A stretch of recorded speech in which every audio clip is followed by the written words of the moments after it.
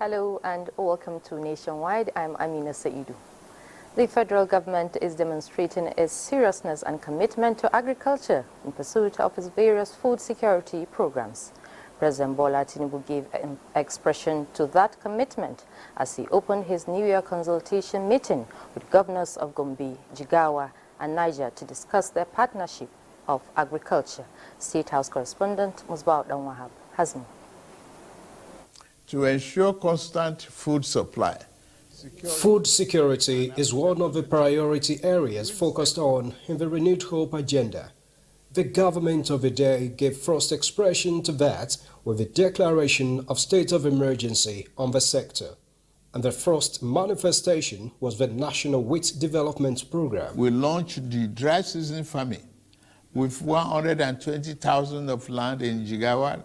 Out of the 120,000 hectares of land intended for wheat production, Jigawa State was allotted 20,000, a further confirmation of the state's status as the leading producer of wheat in the country. Apparently keeping tabs on the program, President Tinubu received Governor Umar Namadi of Jigawa State, who confirmed that the program has taken off with the right momentum in his state. With the extension services we have provided, and with all the support we have provided for, especially for land clearing, especially for harrowing, that we have supported the farmers, that has given them an opportunity to cultivate more. Somebody who was doing 1 hectare now is ready to do hectares because of the support he has from the federal government and from the support he has from the state government.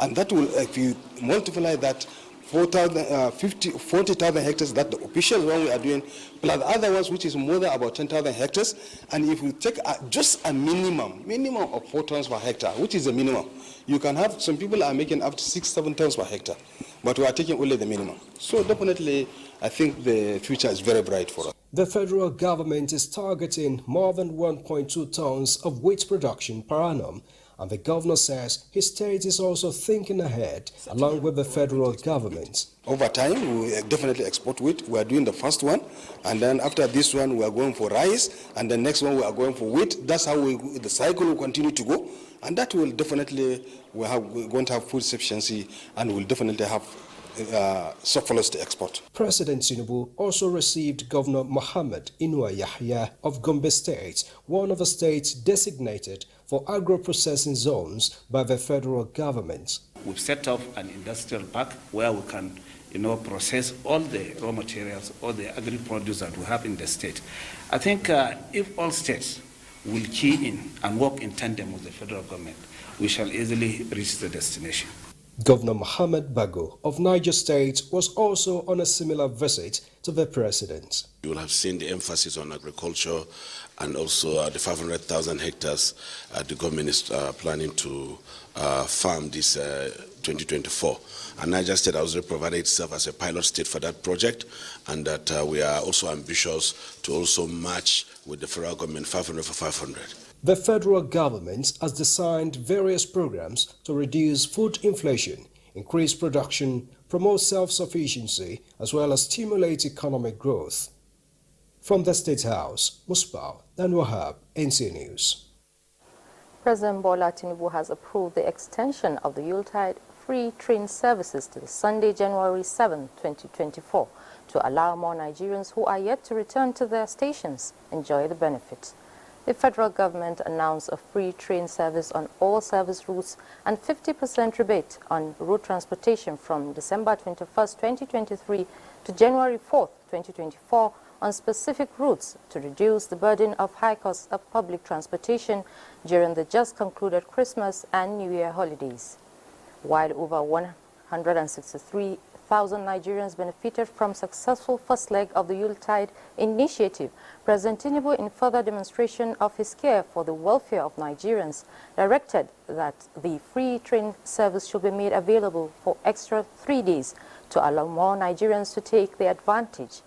The public is advised to note that this extension applies to all 3 routes currently being serviced by the Nigeria Railway Corporation as follows: Lagos to Ibadan, Warri to Itakwe, and Abuja to Kaduna.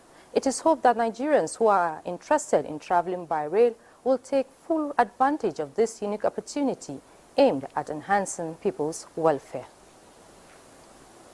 Similarly, the Obafemi Awolowo station of the Nigeria Rail Corporation in Ibadan has in the past 15 days witnessed an unprecedented volume of human traffic with the free train services offered by the federal government. Grace Ayaleki monitored the situation as the free ride initiative, scheduled to end 4th of January, is further extended. It was a rowdy session as commuters struggle to make the free train, which is a part of the federal government's initiative to ease the people's burden as they celebrate the 2023-2024 Yuletide season. In the past 2 weeks, commuters who have enjoyed the largesse of the free rides are full of thanks to the President and the Ministry of Transport for the well-thought-out initiative. It's a good initiative. I've enjoyed it, right? The comfort and all is a good initiative. But the people need to do better. The coordination needs to be better. With 2 trips from Ibadan to Lagos on a daily basis, the free train ride of the President Bola Tinubu-led administration saw commuters throng the Obafemi Awolowo station in droves, overwhelming the system. I tried to book the ticket online and pay, then I couldn't. So I said, okay, let me come here if I can do it at the train station. So, and I'm here. I don't know if I'll be able to join the train. While over 163,000 Nigerians benefited from successful first leg of the Yuletide initiative, the President has directed that the free train service be made available for extra 3 days to allow more Nigerians to take the advantage till Sunday, 7th of January 2024 in Ibadan. Grace Ayonleke, NTA News. We now join Michael in Lagos for more reports on Nationwide. Hello, Michael. Hello, Amina. Good to see you. The extension of the free train ride till Sunday, January 7, has been described as timely amidst the usual tight budgets of individuals after the celebration. Joe Popola reports that some passengers who benefited from the free train ride described and lauded the initiative, especially as it identifies with the crucial needs of the people. The free train ride, which began on the 21st of December across the nation, is meant to facilitate easy transportation of travelers. This gesture came as a surprise to many passengers due to the high cost of transportation. While many Nigerians benefited from the initiative, which was scheduled to end on Thursday, January 4th, the decision of the federal government to extend the free train ride till Sunday, the 7th of January, was described by Lagosians as a welcomed development. Why so much? They travel, but no money to come back down to their various homes. But with the free train ride, I think that will help them, helping them getting down back to their homes. This is not my first time riding on the train. So I've been to Ibadan. I ride on the train. Before I can get it through the internet, to get the ticket through the internet, I find it very difficult, but later I was succeeded in getting the ticket through the internet. Like Oliver Twist, some Nigerians say the free train ride should continue beyond Sunday. I wait at the few we say make government still give chance for people to still enjoy the benefits. So many people are stranded out there. They are, many of them. So if they can extend it, fine. The consensus is that for more people to benefit this time around, the process of booking and boarding should be each free. In Lagos, Joel Bukbola, NTA News. A 13-man National Health Research Committee that will leverage innovation technology in fostering disease surveillance and early warning system has been inaugurated by the Minister of State for Health and Welfare, Dr. Tunji Alausa, at the Institute of Medical Research, Lagos. The minister, who promised to establish 6 medical industrial hubs across the 6 geopolitical zones of the country and increase the number of health professionals who enroll into the institutions to address the impact of brain drain on the health sector. Amaka Owo reports. The National Healthcare Research Committee was created with a vision anchored on excellence, where cutting-edge research becomes the cornerstone of the nation's healthcare system. The synergy between the diaspora membership and the local membership, we all should be able to define a better way of moving health research forward in Nigeria. We have softwares, we have QR codes that our patients can actually put on their phones, they can put on their computers, and they can sit in the comforts of their home and check their laboratory results without having to come to the hospital. The committee is chaired by Professor Fumilayo Olopade, a renowned medical researcher with global recognition, and other clinicians, researchers, and healthcare professionals who will contribute and nurture a vibrant research ecosystem in Nigeria. Research is global. Data flows everywhere as long as you put the infrastructure in place. I'm truly honored to serve at this moment. The Minister of State for Health, who inaugurated the committee, said the National Research Committee was formed in line with the present administration's mission in addressing healthcare problems in the nation by improving governance in healthcare. We're rolling out a national digitalization platform. Obviously, telemedicine will be part of that. Artificial intelligence, it's already in existence. We're going to use more of this to enhance, to improve, and to be able to deliver care to our people, to the teeming public, hundreds of millions of citizens in a much more coordinated fashion. Earlier, the minister visited and inaugurated the world-class multifunctional, fully equipped clinical building at Federal Medical Center Ebutemeta, which will cater for diverse healthcare needs of the people. The minister promised sustainable and durable healthcare solutions to Nigerians. In Lagos, Amaka Owo, NTA News. Those are the reports from Lagos. Nationwide continues in Sokoto after this break. Please stay.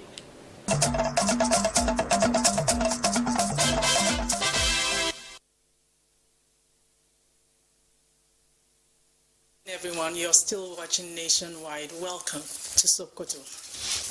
The Sokoto state government has provided relief materials worth millions of naira to people in Sabon Birni local government to alleviate impact of damages caused by years of banditry in the area. Dalhatu Abdullahi reports that the governor, Ahmed Aliyu Sokoto, presented the items during a sympathy visit to the area. Communities in 11 wards of Sabon Birni local government area have been witnessing incessant attacks by bandits in recent years. Governor Ahmed Aliyu is here to present 4 trucks of grains as relief materials for the victims. Representatives of the affected communities appreciate the governor for the gesture. Governor Ahmed Aliyu, who describes security as everyone's business, says protection of people's lives and property remains top priority of his administration, as promised during election campaigns. I want to assure the good people of Sokoto State we will continue to do our best to support our security agencies in our attempt to secure the state. Senator Aliyu Magatakardawamako, who flagged off the distribution, also donated 10 million naira to the victims and urged people of the area to remain resolute as the governments and security agencies are determined to end the atrocities perpetrated by armed bandits. The Deputy Governor Idris Muhammad Gobir and Sabon Birni local government sole administrator thanked the state government and Senator Wamako for their benevolence and assured of judicious distribution of the relief materials. In Sokoto, Dalhatu Abdullahi, NTA News. Zamfara State Governor Dauda Lawal has flagged off the distribution of 33,000 bags of fertilizer, farm inputs and agricultural assets to farmers in the state free of charge for the 2023-2024 dry season farming. This is part of efforts to revive agriculture for rapid socio-economic development of the state. Correspondent Jamilu Ibrahim has more.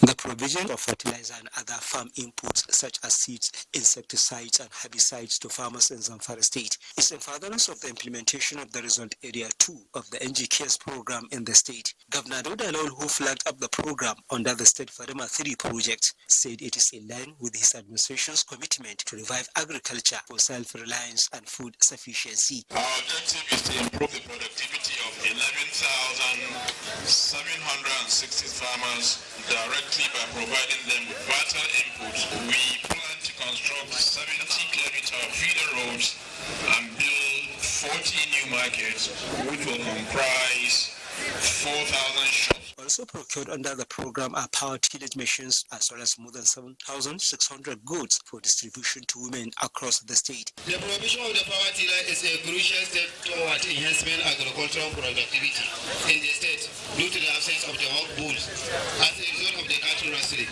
The beauty about this, His Excellency made sure that we are going to be fair. We are not going to look for somebody that is in APC or somebody that is in PDP. In each of the selected commodity markets, the following infrastructure shall be provided: the habilitation of market blocks and VIP toilets, water supply, drainage and wash materials, while at the livestock markets, veterinary clinics will be rehabilitated. A similar event is built to be held in the remaining 2 senatorial districts of Zamfara state soonest. In Gusau, Jamilu Ibrahim, NTA News. That's about the size of our package here in Sokoto. Nationwide continues with Amina in Abuja. Very much. As part of efforts to industrialize Nigeria through the steel industry, the federal government has commenced discussions with Chinese company to build a new steel plant in Nigeria and commence the building of military hardwares in Ajakuta steel plant. This was during the visit by a delegation of the Minister of Steel Development, Prince Shaibu Abubakar Audu, the Minister of Defense, Mohammed Badaru, and the Permanent Secretary of the Ministry of Steel Development, Mary Ogbe, in their tour of the company's facilities in China. The Steel Minister, Prince Audu, says the trip to China is one of the steps being taken to realize the goals of reviving the steel industry in Nigeria in line with the renewed hope agenda of President Bola Ahmed Tinubu. He notes that work has commenced to create an operational steel industry that will attract billions of dollars of foreign direct investments into the country, open up the nation's economy and create job opportunities, which form the core of the renewed hope agenda.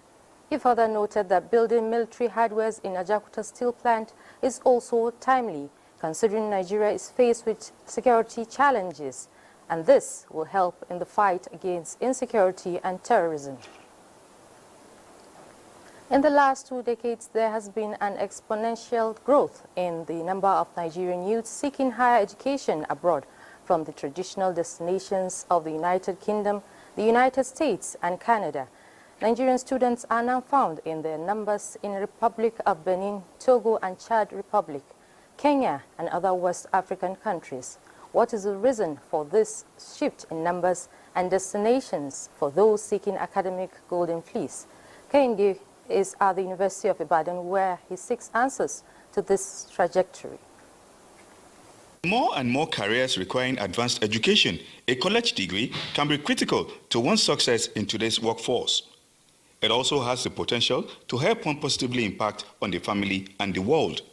But what determines the choice of where Nigerian youths acquire their degrees? Universities in Africa are not that good compared to the ones we have in Nigeria. Staying in Nigeria to go and study abroad, I feel like you'll be deprived of some things like culture.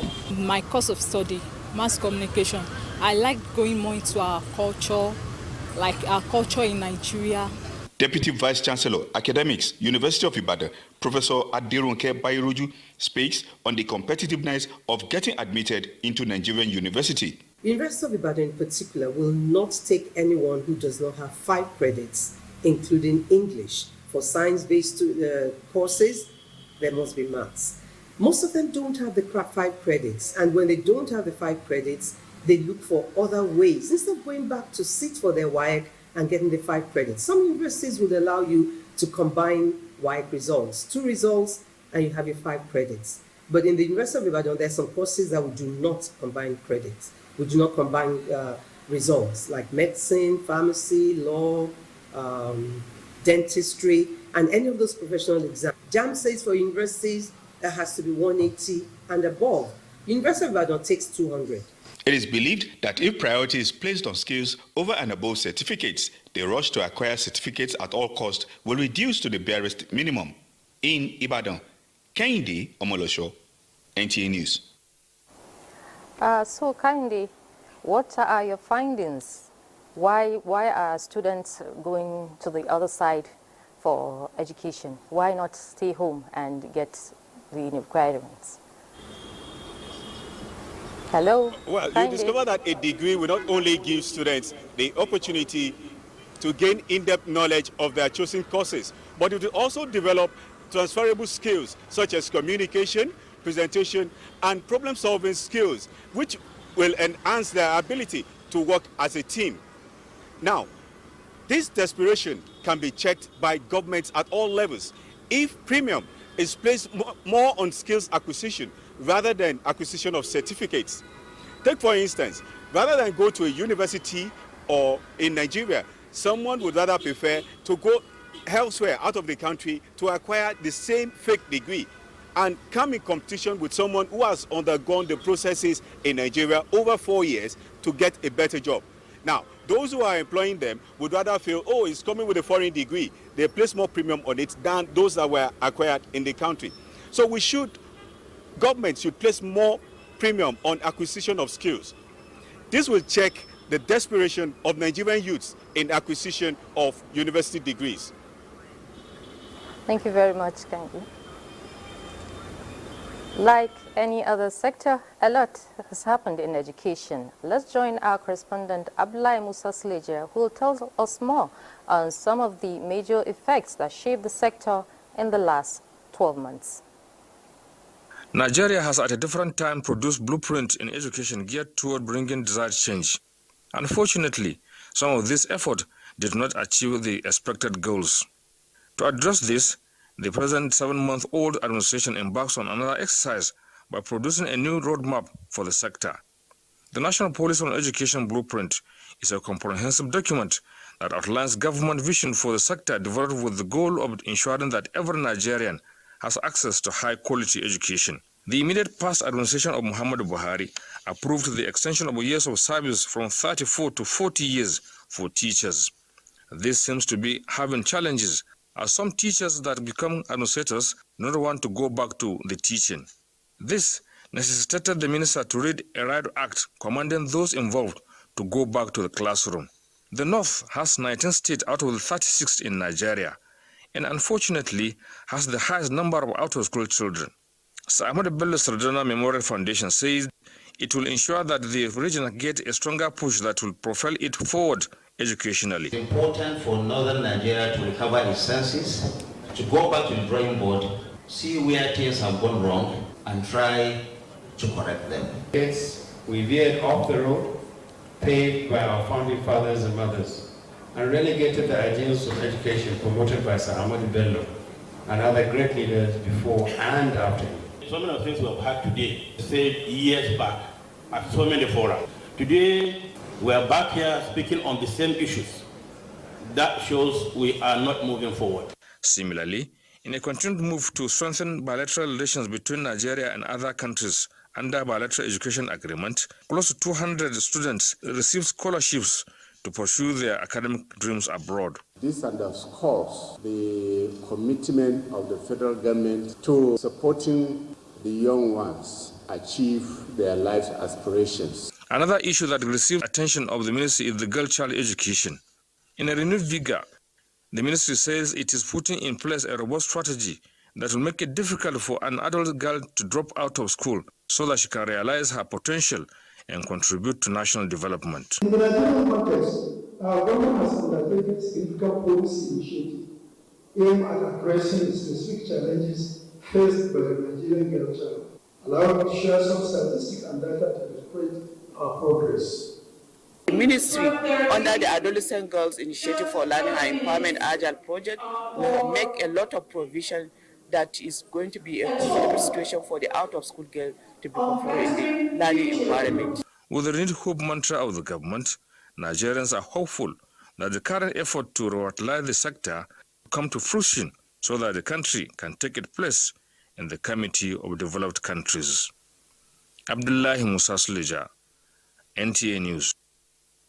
Bauchi State Government has expressed readiness to collaborate with the National Agency for the Prohibition of Trafficking in Persons, NAPTIP, to ensure prosecution of child traffickers in the state. Governor Bala Mohammed stated this while formally receiving the 7 children who were abducted from the Bauchi after the repatriation from Kano State. Awal Abdullahi reports. The victims, who are children between the ages of 3 to 7, were adopted in Bauchi State from 2016 to 2023.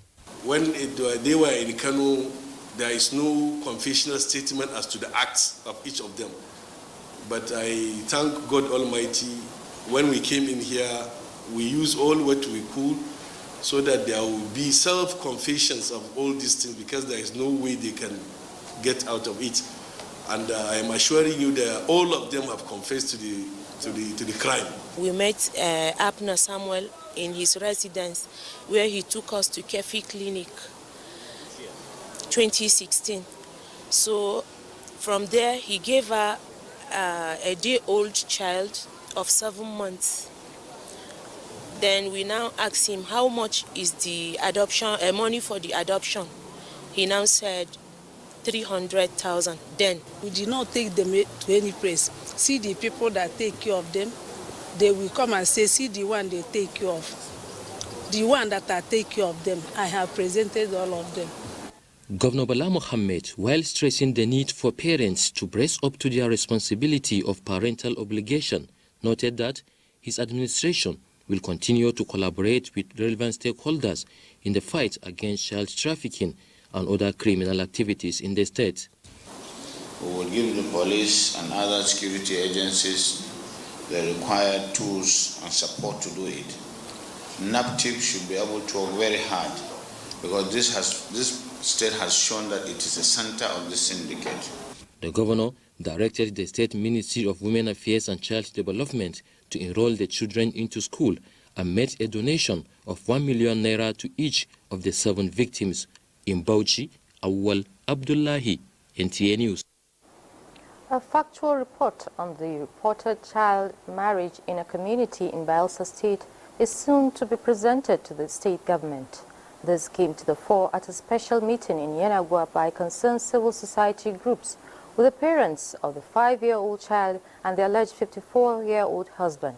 The report. It is over a week since the viral video and pictures flooded the internet space of a 4-year-old allegedly getting married to a 54-year-old man in Akede community of Bayelsa State. The meeting had in attendance representatives of Child Protection Network, Bayelsa State's non-governmental organizations, and gender advocates, including the Nigerian Association of Women Journalists, NAWOJ, lasted for almost 4 hours and was quite revealing. Colpamon means when somebody got sick, when the child got sick and failed to heal and tried to disturb the parents, some other person will come to pay a token to the child. And that is the meaning of the Colpamon. That is, to save the life of that child. And that is how the man who said to be the husband of that child is not the real husband, but tried to Colpamon the child to the old age. We've had quite interesting revelations, so it's clear to us that it's not exactly the way it has been, portrayed in the media. But we won't make categorical statements yet. We would go back to the Ministry of Women Affairs that has asked us to do this. We'll go back to them with our feedback, and then we would come out to speak officially. The statement they have made so far is that it wasn't a marriage that was celebrated on the 26th of December. The Bayelsa State government has promised to be diligent on the matter as it awaits the final report on the issue. In Yenagua, Ebinimi Zitemiola, NTA News. Chairman Nigerians in Diaspora Commission NIDCOM, Abike Dabiri Erewa, has described the alleged killing of a 19-year-old Nigerian student in Manitoba, Canada, Afolabi Stephen, as wicked, promising that the commission will ensure that justice is served. In a condolence message issued by the Director of Media and Public Relations and Protocols, Abdurrahman Balogun, said the details of his death are still sketchy, and reports indicate that the 19-year-old Nigerian Afolabi Stephen was allegedly killed by policemen on December 31st, 2023 in Manitoba, Canada. The NIDCOM boss received the news with shock and offered her deepest sympathy to the family and friends of Afolabi and pray unto God to allow his gentle and innocent soul rest in peace. The year 2023, described by many as an eventful year, has come and gone. However, Nigerians still remember the major occurrence within the year.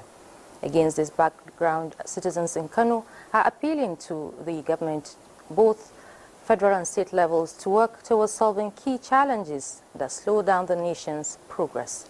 They made the play while interacting with Aminu Umar.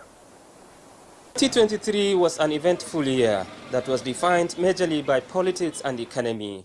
After the political campaigns came the elections and inauguration of new administrations at both federal and state levels. Most of the citizens in Kano described the year as the one that came with so many challenges, from the removal of subsidy on petrol to insecurity and demolition exercise. So here's Kano is okay, but our neighbors, this place was worse. Essentially speaking, the demolition it really affects the people of Kano State in terms of their businesses. Cashless issue has played a vital role in Nigeria. It affects everybody. So the second thing that I will not forget is this inflation issue. A lot of rich men become people begging others, begging friends for money, for help. As the new year commences, citizens in Kano have enormous expectations, backed with prayers and optimism for a new Nigeria with a prosperous economy that is safe for all. That system of the anchor borrowers is supposed to be back so that maybe the farmers will get their items so that the farming will be easy. Ahmad Tijani, among other respondents, are optimistic that if governments at all levels will be citizen-centered while executing any program, the hope is high that Nigeria will return to the path of progress. In Kano, Aminu Umar, NTA News. Okay, Aminu, is over to you for expectations in Kano for the year 2024. Thank you. We are live in Kano. Right now where I am standing is they call it State Road leading to the seat of power in the commercial city of northern Nigeria. As you must have heard in the background report, people have a lot of expectations and they are now putting the 2023 at their back, now trying to see what they can achieve in the year 2024. And most of them, as they must have listed, as you must have heard in the report, the issue of insecurity of last year, and then the issue of inflation take also center stage in most of what people are saying. So their hopes are, now that we are in 2024, they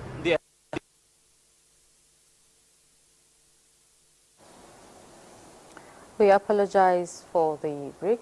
We now join Enugu for more reports. Hello?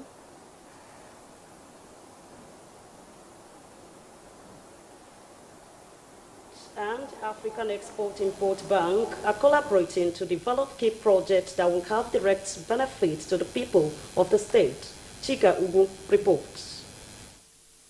The bank's decision to finance key projects in the state was informed by the governor's visionary leadership and developmental strides, which is in line with the bank's goal and objectives for rapid growth of countries in Africa. Describing the governor's investment and development strategy as impressive and courageous steps in the right direction, the president disclosed that the bank has begun discussions with the state government to explore areas of support.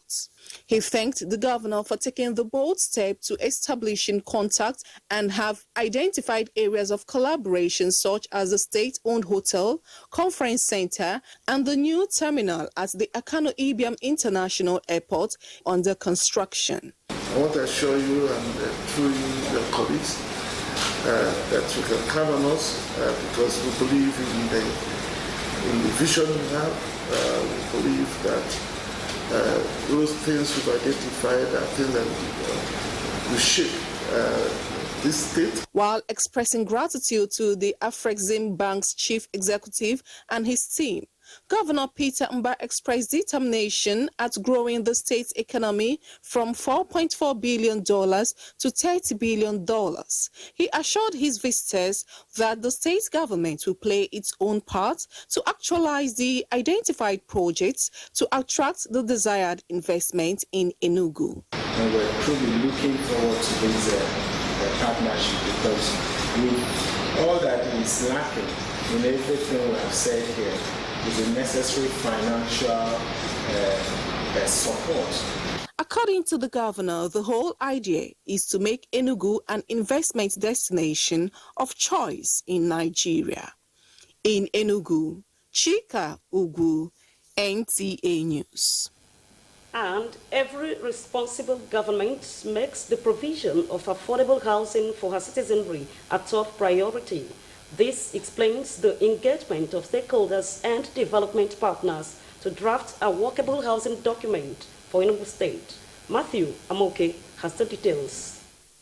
Stakeholders engagement workshop to draft the Enugu State housing policy is organized to drive this critical sector to meet the state government housing agenda for Enugu. State Ministry of Housing, in conjunction with Beraka Consulting Limited, gathered experts and professionals in the housing industry who are poised to help the government bridge the housing deficit. Well, we have brought in a lot of stakeholders, experts, professionals in the building industry and other related areas to fashion out the housing policy for Enugu State. This event comes on the heels of our commitment of our appointment as consultants to assist in the development of its housing policy. Representative of the governor sought the assistance of the experts in helping the government develop a policy document that will change the housing landscape in the state.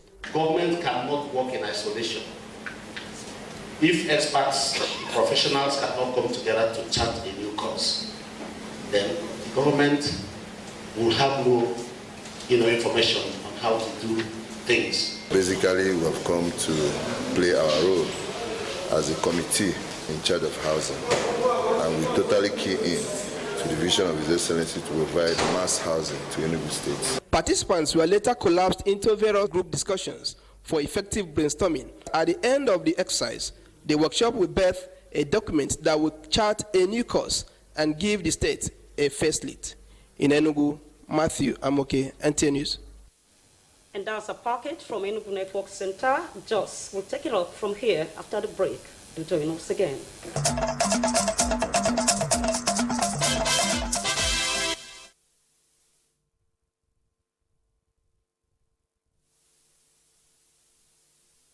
Many thanks for joining us in Jos. Plateau State Police Command says 8 persons suspected to be in connection with the recent attack in some communities in Bokos and Barkin Ladi local government areas have been arrested. This was while giving an update on operations of the Special Tactical Team recently deployed in the state to restore normalcy. Priscilla Grumnan reports. At the wake of the attack in Bokos and Barikin Ladi local government areas of Plateau State, the Inspector General of Police deployed a special tactical team to ensure normalcy is brought to the troubled communities. Giving an update on the operation of the tactical team, Police Public Relations Officer DSP Alfred Alabo says the collective effort of the team led to some arrests while more investigations were still ongoing. About 8 persons in our net now that are undergoing investigations. We are very close to the names that have been given to us by some very good citizens of Plateau State, and we are working. And by the grace of God, peace, normalcy have been restored back to those areas. The DPO Bokos and Barikin Ladi have been working together to ensure that those people who were displaced are returned back to their communities. The PPRO commends the proactiveness of the federal and state governments as well as other key players in ensuring that peace is restored. It is not going to be business as usual. And for those who are sponsoring this mayhem, the law will catch up with you. He encourages citizens not to relent in giving timely and useful information towards ensuring that criminal activities are nipped in the bud. In Jos, Priscilla Grumnan, NTA News. Governor Caleb Mutfwang is calling on Plateau citizens to set aside differences and work collectively for the good of the state. This was while receiving the leadership of Christian Association of Nigeria (CAN) and Jama'at Nasiru Islam (JNI) state chapters on condolence visits in Jos. Caleb Gochin reports. The Christian Association of Nigeria (CAN) Plateau State visited to commiserate with the governor following recent attacks in some communities. Chairman of the association, Very Reverend Father Polycarp Lubo, says they are there to identify with the governor and pray for peace to reign in the state. It's expected that all of us will join hands together and support this government, support ourselves as Christians. When we are united, the devil will flee away. The governor thanked the association for the visit and advised citizens to forgive each other for development to thrive. The burden on my heart is that Plateau will fulfill the prophetic destiny for which God ordained it. Similarly, a delegation from the Jama'atul Nasrul Islam, led by the chairman and emir of Wasi, condemned the recent attack on the communities and advised government to take proactive steps to avert a recurrence. I also want to appeal to His Excellency. There are also other warning signals in some parts of the state, particularly in my own domain. I want to express from the depth of my heart profound gratitude to the Muslim Ummah on Plateau. Demonstrated to the world that we can live together as Plateau. The organizations also sympathized with the victims, saying they are open to suggestions on way forward. In Jos, Caleb Gochin, NTA News. And that's our contribution from Jos. Nationwide continues in our Abuja studio with Amina. Good evening. Good evening. Many thanks. We now rejoin Aminu Umar in Kano for more expectations for the year 2024. Hello, Amin. Thank you. As I have started saying earlier, you know, Kano is a business area, business center, so security is very much important. So although the state is peaceful and the challenge is surrounded by some of the states that are having some security challenges. So the main concern of the citizens in Kano is that issue of security. So they are praying that government will do all that is required to ensure that the states bordering Kano remain peaceful, so that continued relationship, business transactions and business relationship should continue. And in addition to that, also they talked about inflation. And you know, inflation is related to most of the issues and the tough decisions of the federal government, and in some areas the state governments also. But in the speech of Mr. President, he noted that he is working towards ensuring that all the issues that have to do with the economy, and then he is also renewed vigor in agriculture, also interests most of the people. So therefore, they are seriously concerned about that, and they also buy into the speech, New Year speech of Mr. President, and they hope that the president and the governors work towards achieving all they have been telling the Nigerian citizens. Thank you, Aminu. Thank you very much. We now join Gift Judge for an update on the sporting world. And that's it on Nationwide. Thanks for joining us.